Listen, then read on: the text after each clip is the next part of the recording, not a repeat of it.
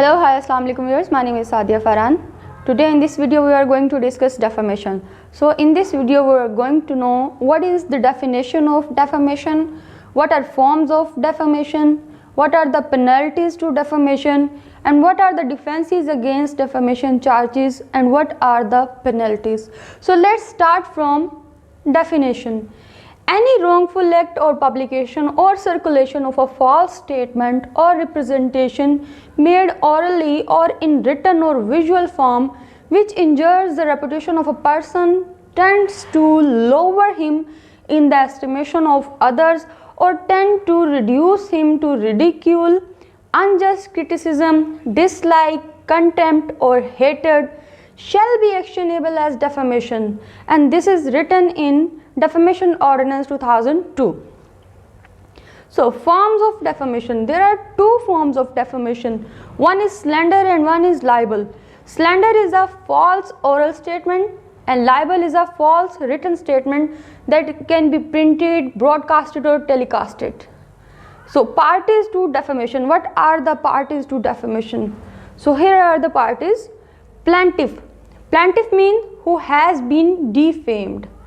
Defendants, the person who makes statement, and the person can be reporter, editor, publisher, licensee of a radio station.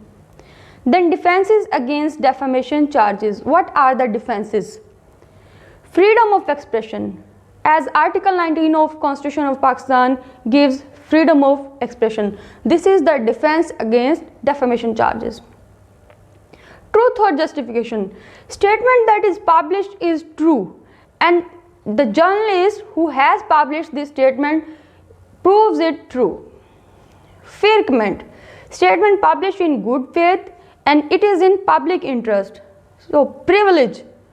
So these are privileges. Absolute privilege, qualified privilege, privileged communication, permitted statement. So what is absolute privilege? One has complete freedom of communication and it applies to judges, lawyers and witnesses in legal proceedings, and it also applies to MPs who make statement in parliament. Qualified privilege. The person making statement has a duty to do so and there is a corresponding interest in receiving that information.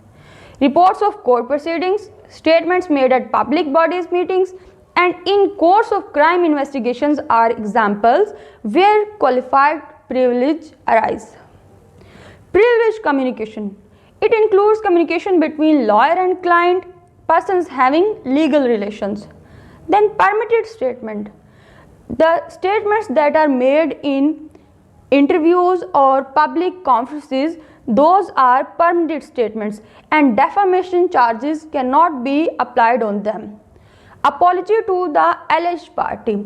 If the journalist or a publisher makes apology to the alleged party, then defamation charges drop.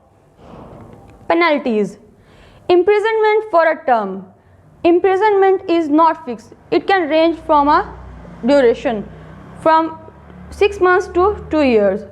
And if it is 6 months, it is called imprisonment in default.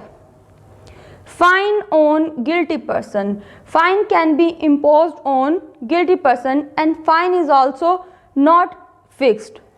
And in other form, those two penalties can be imposed on a person, one person. These can be imprisonment and also fine.